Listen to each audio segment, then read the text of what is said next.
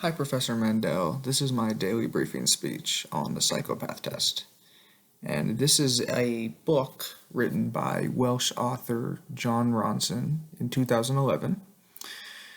And in early 2012, it was a New York Times bestseller for about 10 weeks.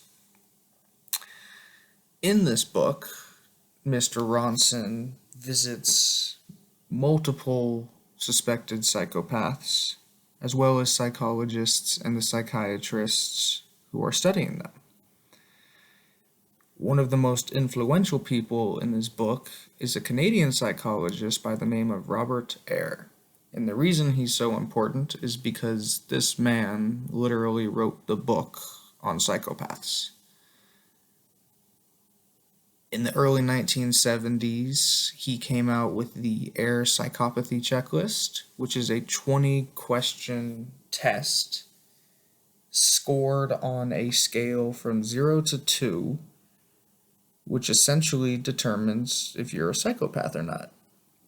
Now, most of these questions pertain to people's personalities and their upbringing and what influenced each of those, but for the most part, they focus on subjects like person's charm, their sense of self-worth, a constant need for stimulation,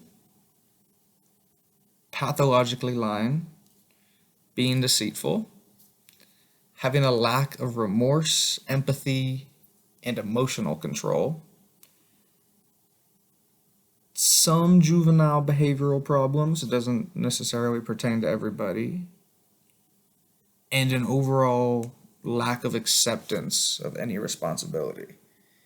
These are just tidbits to the actual checklist.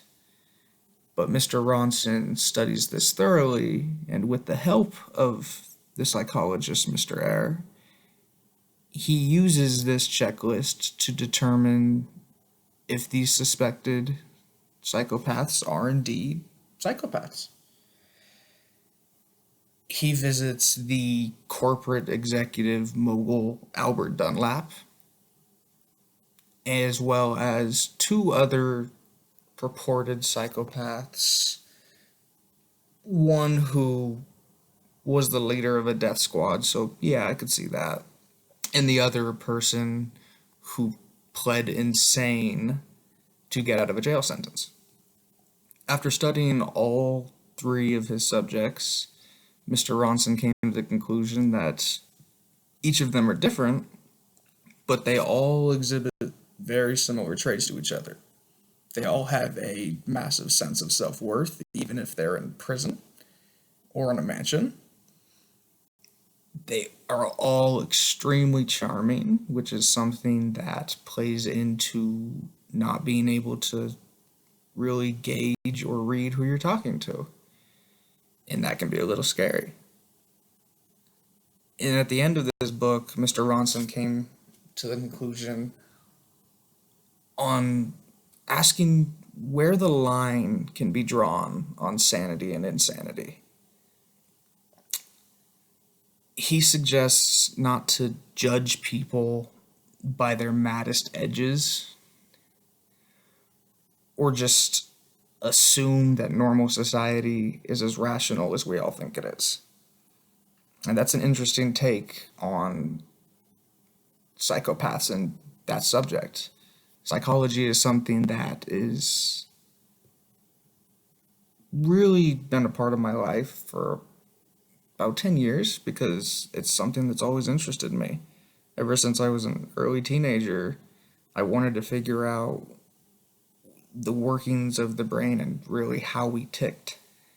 What made people so different from each other, but at the same time, what can break people and mold them into the people that they are today.